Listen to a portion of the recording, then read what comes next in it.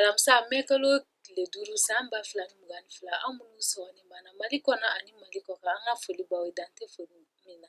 Ni y'aw ka kunnafoni surun kɛnɛ sigilen ye. Mali ko kan kow ni diɲɛ tɔnbaw cɛ ko ɲɛnabɔba minisiri Abdulaye Diop n'a a nɔfɛ jama taara taama na Togo kunu araba marisi kalo tile 4 san 2022 n'o ye nafoloko ni wariko minisiri Alfuseni Sanu, taamakow ni siradilan minisiri Madamu Danbele Madina Sisoko ye. Ka da jɛɲɔgɔnya ɲuman min bɛ jamana fila in cɛ, Abdulaye Diop bɛna Faranjɛlafaga jamanakuntigi Colonel Assimi Goïta ka ci sɛbɛn diba ye Togo jamanakuntigi Faure Gnassingbé ma. Kunnafoni min sɔrɔla taama in kun kan, o kuncɛlen jamana fila in bɛ laseli kɛ ci sɛbɛn in nafaw kan. Abdulaye Diop y'a ɲini Togo fɛ a ka seko kɛ Afriki tɔnba ani diɲɛ tɔnba fan fɛ. U ka Faranjɛlafaga senkɔrɔma min b'a to u ka se ka kalata nataw labɛn jɛlenya la. Jaabi la Togo kokanko minisiri y'a jira k'u ka jamana bɛ Mali ka bila la.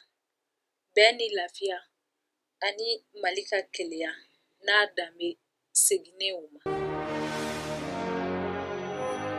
Nin bɛ sɔn ka kɛ Faransi kanganiya sirilen ye u ka bɛnbaliya kɔnɔ ka ɲini ka Mali Faranjɛlafaga kari. Mali ye a jɔyɔrɔ la ka bɛnkaw bɔ ani Faransi ni nazarala tɔ cɛ lakanako nasira la. Bɛnkan nin bolona bilala Mali ni Faransi cɛ juillet kalo tile 16 san 2014 a jirala kow banna. O siratigɛ la kalo 6 de bɛ Faransi n'a jɛɲɔgɔnw bolo ka Mali bila pewu ka taa n'u ka kɛlɛjɛkuluw ye. Takuba ni Barika de labilala fɔlɔ k'u ka minɛnw cɛ ka bɔ Mali kɔnɔ. Sariya fosi t'u lakana bilen. Dugubaw jɔli, soko, dugukolo, jamana dugukolo lasɛbɛnni ani jamanadenw minisiri bɛ wili ka jɔ b'a la. Faso tɔgɔlaso minnu kumaniyana Mali fan caman fɛ ka se k'u lasegin a taya la. O siratigɛ la minisiri Birahima Kamina ka kɛɲɛ ni sariya ye min taara Novanburu kalo tile 2 san 2022 a y'a gɛlɛya DGAB ɲɛmɔgɔbaw ma.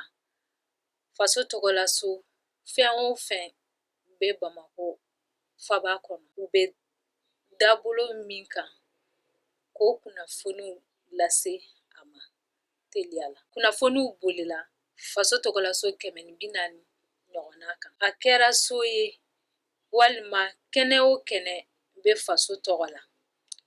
Minisiri ka fɔ la mɔgɔ minnu b'o so kɔnɔ ten kunnafoni tun dira u ma kabini san 2021 desanburu kalo tile 2 k'u ka bɔ ka yen bila. A jirala ko o sow la 36 bɛ mɔgɔw bolo o dɔnni yamaruya sɛbɛn fosi ma di u ma. Minisiri kɔrɔ 2 mɔgɔ 9 minnu bolo bɔlen don baara la ka sababu kɛ si hakɛ kɔrɔbalen ye ani ciden kɔrɔ dɔ min tun tɛ faso tɔgɔla baarakɛla ye. Olu b'o o so 36 kofɔlen dɔw kɔnɔ.